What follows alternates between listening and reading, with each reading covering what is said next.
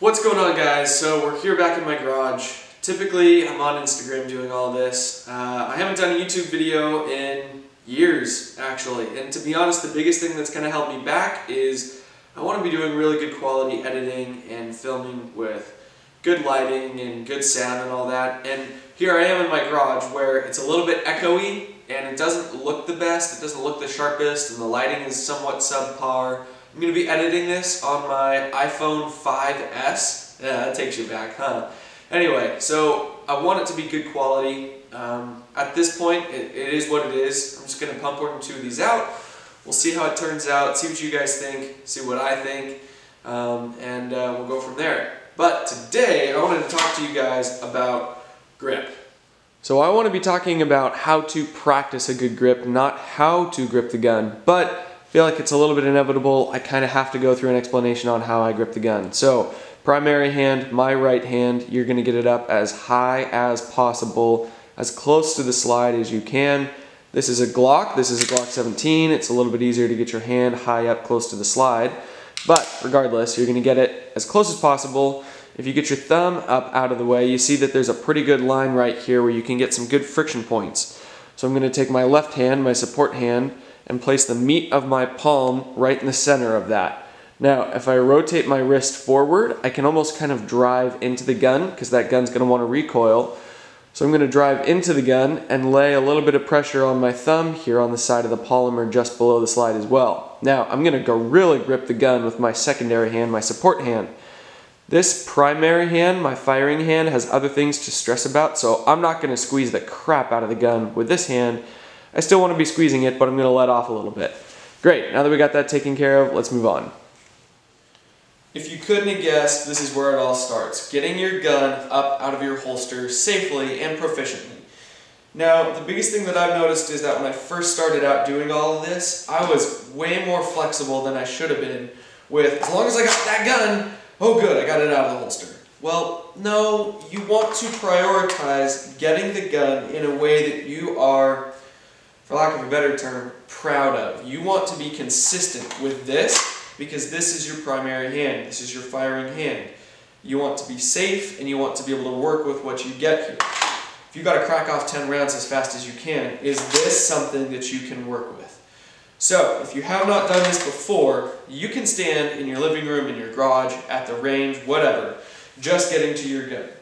Get to your gun and find that grip, find what you're comfortable with, and if you have a locking system with some kind of retention or a hood, whatever it is, prioritizing that you're getting your hand to that spot while getting a good grip on the gun. You don't even have to come up out of the holster. That can be a whole other level, but this needs to be a priority.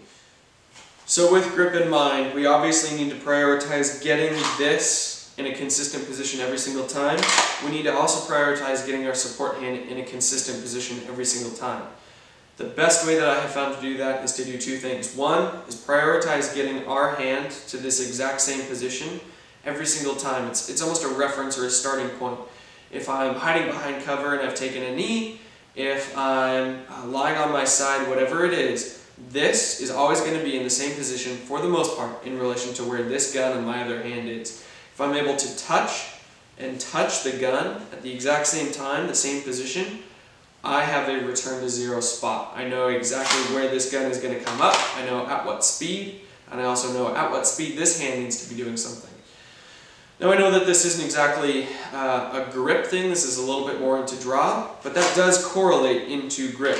I like to get a grip with my secondary hand as fast as possible. I don't like trying to create a marriage out here because you only have a split-second amount of time to create something, again, that we could say you're proud of. I want to find a grip that I can work with every single time. And the best way to do that is, again, one, have a return to zero position, and two, create that marriage as fast as you can straight out of the gate. Okay, so obviously getting large amount of reps in, just quality time, getting your hand where you need it to is a really big deal. Obviously, again, same story with our secondary hand. You can just sit here and grab onto that gun watching a movie. Just change your grip, put it back where it needs to be. Change your grip, put it back where it needs to be. Over and over until you're at a point where you can only do it the right way. But what are some other things that we can be doing to get ahead of that recoil? I have found for a long time that when this hand was up on top, I would actually be torquing my left elbow up in an effort to, one, I was aware of the fact that if my elbow is bent here, that recoil is going to work through a joint, a hinge point in my elbow. So I defeated that by rolling my elbow up. I still think to a degree that that helps, but if you go too far, you do start to gain some leverage and friction on the top of the gun here because my wrist can roll up and in. But what I start to sacrifice is all this extra polymer down here below that I'm not able to get friction on. Now, we start to continue into the science of the gun. As the gun recoils, the muzzle comes up, which means the farthest part down on the gun wants to move forward. So, is it a priority to have pressure underneath the slide high up on the gun? Yeah, that's a really big deal. But I can't sacrifice extra friction down here below just to try to get a little bit more pressure up on top. So recently I have had to work on, back here in the garage, getting a grip where I'm still maintaining good pressure up on top, but not sacrificing so much of my friction down here below on the gun as well. So you kind of have to find a good balance between the two as you're playing around. Okay, so I have a little dog bouncy ball here. Let's pay attention to, as I squeeze with my firing hand, what happens to the rest of my fingers. So squeeze as tight as possible. Now as I start to move my trigger finger, I'm trying to squeeze as tight as I can, but the thumb starts to move, and you guys probably can't see it, but I can feel these other three fingers starting to kind of bounce as well, as all of the muscles in my forearm are trying to make this trigger finger move. Squeezing as tight as physically possible, everything else has to move. It's just the way that God made us. Now, what if we back off just a touch? Can I move this? Okay, my thumb is still moving. Let's squeeze a little bit less tight. There we go. That's spot on. That's where it should be. Oh, thumb started moving again. Okay, that's how tight I should be gripping it, which isn't very tight. Now let's take it to a gun. All right, firing hand. Cool. So look at my fingers already. Where the blood is starting to be pushed out because of pressure, you can see how tight I'm squeezing. It really honestly shouldn't be all too tight. If I want to be able to move this trigger finger without moving anything else, I need to be as relaxed as possible. This hand right here can just squeeze the crap out of the gun because that's all it has to do. You're just holding on for the recoil. You're holding on to the ride. This needs to calm down for almost everybody out there. Calm down, relax, just pull that trigger as smoothly as possible. Now I know it's not grip, but here's one more thing that I wanted to point out. I used to be under the impression that my shoulders needed to be hunched up and up, basically have more muscle mass above where the gun is in relation to my body. And I tried that for a little while, it does nothing for you. In fact, it only starts to fatigue and stress your shoulders, your neck, your back. Then that starts to translate into your forearms and then turns into recoil control and the ability to simply move your trigger finger. I know that there's a lot of other chain of events that have to happen as that works down the line, as it works to your body into just your hands.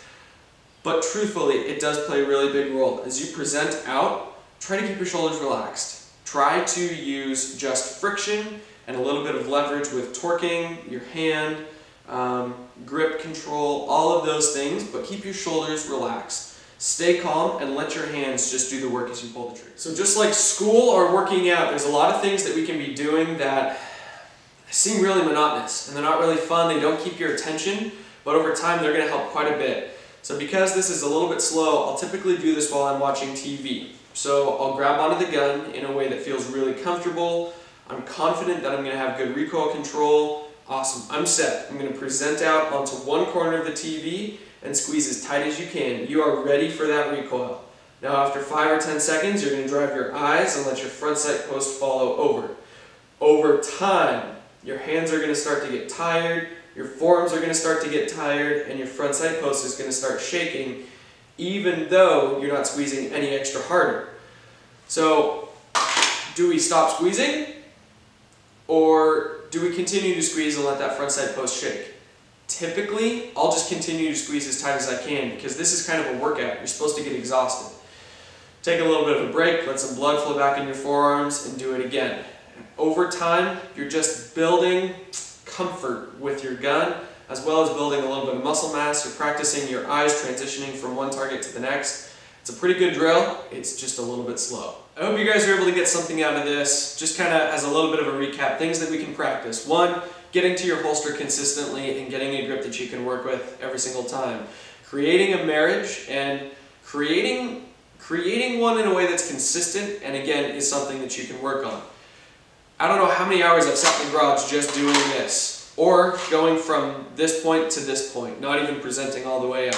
Repetition is the father of learning. Just as you continue to build muscle memory and something that you're comfortable with, that will start to become a habit and will pay off in the end. Don't squeeze too tight with your primary hand. Squeeze as tight as you can and a little bit tighter with your support hand. Getting your hands in the right spot and creating leverage, getting a little bit of torque on the gun is good, but don't over torque with your elbow, because you do over time start to lose a little bit of that leverage point down low on the polymer of the gun. What else? I think that's kind of it. Thank you for tuning in. I hope you guys got something out of this. Again, if you guys have any feedback or questions or comments, shoot me a DM on Instagram. It's probably how I'm going to respond the best, PDX Patriot, or you can leave a comment down below here. Thank you again for tuning in. Let me know what I can be doing better next time. Take care. Have a good one.